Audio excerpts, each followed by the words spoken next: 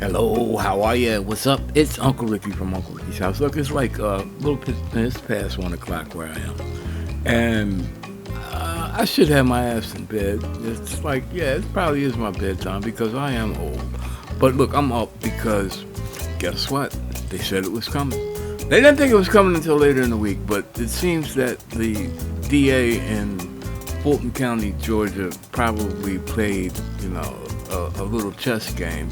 She faked Trump out again, the former president, 45th president, Donald John Trump. A little bit over 2.5 years ago, she said, after the 2020 debacle and January 6th, and then the perfect phone call to Brad Raffensperger, where the still then 45th president of the United States begged, pleaded, and kind of threatened Raffensperger to come up with the necessary votes to overturn the Georgia state election results in Fulton County, Georgia. And that would basically, instead of Biden getting the Georgia electoral votes, changing the vote in Fulton County and perhaps a couple of other places, Trump would have been the president now, and we would have all been royally screwed. So Fonnie Willis, black woman, which probably irritates Trump to no end, Fulton County DA, she said, I'm going to investigate it because it deserves to be investigated. January 6th was a travesty, and no one should mess with the election system. No one should tamper with the election system because that is one of our most precious rights. That is the system that we operate under in all 50 states and federally for federal elections. President, senators, congresspeople. Well, senators and congresspeople are state elections, but the president, it's the same system. In other words, Georgia, they all fall under the same rules. And Trump, because he created the big lie, and all the people that were with him when he created the big lie, that the election was stolen from him, they are now all indicted under, I think it's like 41 charges against 19 people. It was something that came out earlier about 10 indictments, but see, that was before they were unsealed. They may not have all been surrounding the 2020 thing. Georgia does have other criminal activity. Now, I'm not even going to attempt to go over all the 41 charges, but basically the big one was violation of Georgia state RICO laws. That's the big one. Anybody out of the 19 people that's named in this indictment, if they get convicted of that, and it's like 5 years minimum. So when you're old, like the former 45th president of the United States, he's 77 now.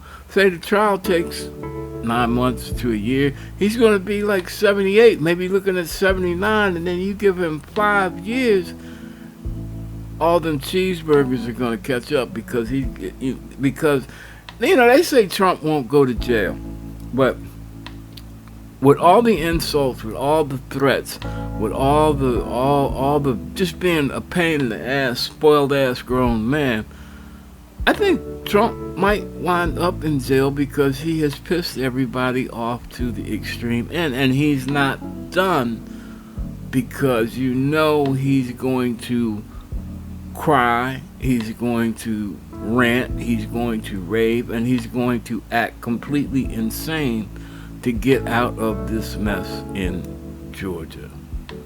And I don't think he can. Out of all the cases, this may be the most damaging. This may be the one that locks him up. The only question is now, like the timing between all these cases. Are any of them going to come to an end before the election or before the primaries or before the convention for either party. Because just on a side note that I'll get into later, because it was just a little snippet on the news, and I got to look into it more. There are Democratic congressmen that are asking Joe Biden not to run because of the possibility of the Republicans bringing criminal charges against him, or trying to instigate criminal charges, trying to impeach him come September. Now the Republicans have been openly talking about it, and that's a whole nother matter. But back to Trump. I guess y'all can tell I'm kind of hyped up because I've been waiting for this. I mean, I don't want to see anybody, get fouled up, and because like legal jail time, I don't care who you are. You may recover from it, you may not, but while you're there, it ain't no fun. And the more that this goes on, the more, especially with this case in Georgia, and especially with the case in D.C., it looks that Donald Trump may go to where he actually belongs, because let's just skip the allegedly. Let's just say the allegedly, just to keep me from, getting sued or whatever. But allegedly, screw the allegedly. Allegedly, he's guilty as shit. Okay, now, as far as the 19 people, there's some interesting things attached with this, because the 19 people that are named as co-conspirators, you got Mark Meadows, the chief of staff. You have Rudy Giuliani, the drunk lawyer advisor. You have the Kraken lady. You have Jenna Easton. Jenna Ellis. You have Easton, the lawyer that cooked up this whole part of this whole crazy elector scheme. You got a couple people from Georgia that were involved in, the phone call and the intimidation, actual intimidation. There was one lady that she was probably Kanye's press secretary or one of Kanye's people. She actually interviewed Ruby Moss. She was the lady that interviewed Ruby Moss in the police station and tried to convince her that, she was a friend trying to help her out, and the only choice she had to do was to confess to vote tampering, because that was, even if she was innocent, which she was, that she needed to confess to that, because that was the easiest way out for her, because if she didn't, her life was going to be screwed. Well, her life got screwed, but her life would have been screwed either way, because, they would have threw her under the jail if she had confessed to vote tampering. And then she wouldn't, right now, she has a reputation of being truthful, of being honest, and just trying to be a good citizen. All the hurt in her life comes from the crazy MAGA nuts that believe the big lie, believe the Giuliani lie that her and her daughter, Shay, that were working the election, that they were passing bags of coke back and forth while the votes were being counted, or that they reached under the table and pulled out a bin of votes and put it in the mix that nobody knew about. That's how this is how wild this whole thing has gotten. Now, the thing, Giuliani, there's at least that I know of, at least 5 or 6 lawyers that are involved in this, and once they get convicted, and I'm pretty sure that they're gonna get convicted on something. I mean, it's 19 co-defendants, and there's a total of 41 charges. 41 charges, all felonies in the state of Georgia. 41 felony charges, 41 felony count indictment for 19 people. Somebody going to jail.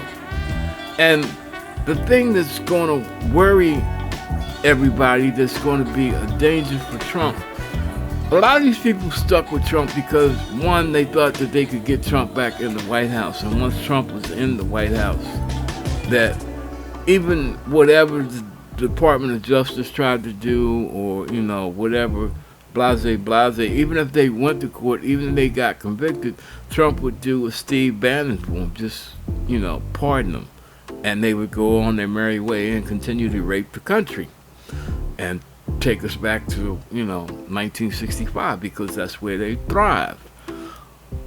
But with this thing being in Georgia, if they get convicted, even if they convict Trump and somehow the Republicans, the MAGA core, the country loses its mind and elects him as president, and I'm gonna be honest, I after this, I think the Republicans are going to be scrambling, looking for somebody new. And this may be behind the Democratic congressman. I gotta look into that, because I gotta find out who these people were. Asked Joe Biden not to run. And that's kind of crazy, because he already announced that he's running, so what's he gonna do, pull out the election? I'm not a Joe Biden fan, but I will give him credit for at least holding the country together this far. What happens after this, all these trials start and all the MAGA nuts get to actually, I guess, get backed into a corner because their Jesus is about to get crucified, and so maybe they may revolt. Maybe we may be headed toward a civil war. I don't know. There's so many things that could go wrong, there's so many things that could go right, and there's so many things that could happen. But Trump is screwed. He's got a 41 count indictment, all felonies, state charges in Georgia. Both of the federal charges, Mar-a-Lago and cases Mar-a-Lago and the one in D.C. for January 6th, they're all like 35, 36, 37 count. You have a former president, something that we've never had a president criminally indicted, but now we have Trump, who was an oddity to start with. He was a businessman with no political experience, and basically he was a bullshit artist, a con man, and people knew that. People would that actually study not even politics, but basically current events and money. They knew that Donald John Trump was trouble. And now he is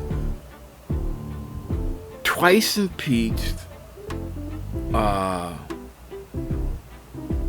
times indicted, facing, I think it's almost, if you do the math, it's like, 41 counts in Georgia, 36 counts in Florida, so 41 and 36, that's 7. That's 77 right there. Donald Trump is 77 years old, maybe. I don't know. Let's not get into the numerology thing. But then you got the indictment in D.C., the federal indictment in D.C., and that's like another 36 or 37. So he's over 100 counts, and they're all felonies. He didn't just shatter the ceiling. He put the bar on Mars. And really, I gotta admit, that's the first time that Donald Trump that I know of as president, or the actions he took as president, raised the bars on anything except lying. And it's amazing because it could all fall apart. It could all get corrupted by Trump appointees. It could get screwed up by violence by Trump supporters. It could get screwed up by mistakes by the prosecution in any of these cases, or it could get screwed up by a corrupt judge like Cannon in Florida. So nothing is written in stone. But I gotta say, man, in my 65 years of living, and as bad as this thing is, this is the most interesting part of American government, social science, political science that I have ever witnessed. This passes Watergate. This passes all the bullshit with Vietnam. This passes Iran-Contra scandal. This passes the everything. Everything. Trump has set the bar on Mars. Now, how is this going to work? Well, of course, they got to let him come in. Everybody has to get a ring. That's gonna be a sideshow within itself. You talking about 19 people. Basically, all of them are either lawyers or have money enough to get lawyers, and even the lawyers are gonna have to get lawyers. MAGA. They've been saying for a long time that MAGA stands for make attorneys, get attorneys. Their careers are over, whether they go to jail or not. Giuliani's done, the Kraken lady's done, Mark Meadows is done, and they don't have a safety net in Georgia. Now they're saying, a lot of people are saying that Mark Meadows, snitched to Jack Smith about what happened on the federal level, and a lot of people were upset because so far there doesn't seem to be any charges on the federal level against Mark Meadows, and everybody knows that Mark Meadows was knee deep in the whole thing. It doesn't matter. Even if he was snitching, trying to save his ass on the federal level, snitching to Jack Smith, he's stuck in Georgia. There's no pardon coming. I don't think the federal government is going to intervene on his behalf or sentence reduction or anything. Because remember, when Fonnie Willis started her thing, all them people was like, we're not coming to talk to you. You just a county prosecutor. You just a county DA. You don't matter. And a lot of them was like, no. And Trump just basically put it out and she's deranged. She's in a love affair with a criminal, and he's doing the same thing to her that he does to women in general, and he gets especially disgusting when it's a black woman. He did it with the reporter from national radio, Mishi Alson. He talks about Judge Tanya Chutkin in a very, very backhanded way. He talked about he just a couple of black Congress women. Ilhan Omar. If you're black, a female, Trump has nothing good to say. Well, let's see what he does with Fonnie Willis staring down his throat every day that he's in the courtroom in Georgia. Now, one thing that's going to be crazy is because Trump is in Georgia. There's 19 co-defendants. That's going to be a circus by itself. Trump is in Mar-a-Lago. We don't know when that trial is going to start because Eileen Cannon is the trial judge, and we all know that she, lives and breathes and probably shits Donald Trump. But it's eventually going to get scheduled, whether she stays on there or the 11th Circuit Court of Appeals, if Jack Smith says, you know what, this part ain't fair. She's not being a judge. She's being an unpaid attorney for Trump. If they kick her off the case, it's probably going to, throw a loop in the case and actually postpone it. But it's going to get started sooner or later. She just can't throw it out of court. She could probably. I'm pretty sure that she already, rejected the motion for dismissal, because that's the first thing they all do.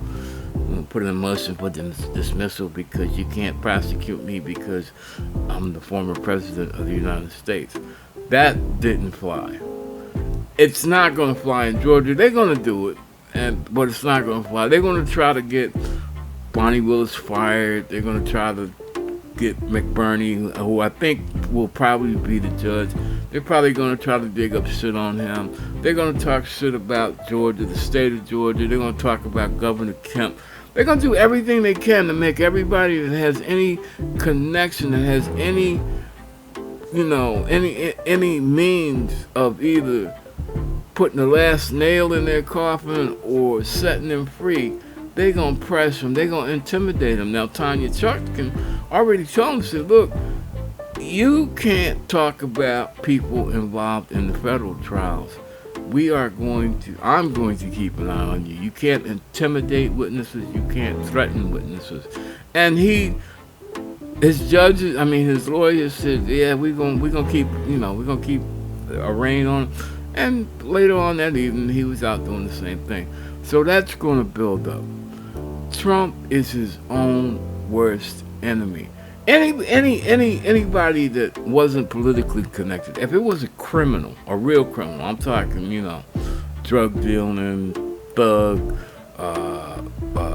criminal mastermind, or Ponzi scheme type person that came up with the charges in one of these cases, they wouldn't be running around free unless they were like really real billionaires. Millions wouldn't keep them out of jail. With the type of charges that Trump has racked up, and you can't say that, well, he was the president, so other people could get the very same charges that he got, and usually if people get the type of charges that Trump got, they are people of some kind of financial affluence, politically connected, rich politician, paid politician, whatever. But they got the money. They got connections, but their asses would still be in jail. Trump, if he doesn't get detained pre-trial, which I think they are giving him credit for being the former president, they're giving him some slack for that, and honestly, I think that maybe they are considering more, not just Trump, because they know as long as Trump is running around and has access to TV, radio, the internet, that he's a pain in the ass. And Trump will always claim, as long as he's a candidate, that it's political interference. And this is the one thing, when Trump announced his run for 2024, everybody knew that he wasn't running because he wanted to be president. That's why he has no platform. Trump has no plan but to get his ass back in the White House, make all this shit go away that he tried to take over the country, and then take over the country. He's going to, if he gets back in the White House, he's going to make everybody that was against him disappear. He's either going to fire him, he's going to, berate them, he's going to belittle them, he's going to make their life miserable, just like he's trying to do now. That is Trump. If you ain't with me, if you can't do what I want you to do, screw you. I'm Donald Trump. I'm going to grind your bones into the ground. Well, I think that kind of grinding days are over. If he goes to jail, he might have to learn a new crime. And with that, I'm just going to say stay tuned, because I'm coming back, because I'm Uncle Ricky, and this is Uncle Ricky's house, and this is what we do. But until then, see you when I see you. Peace out, and God bless. Good night.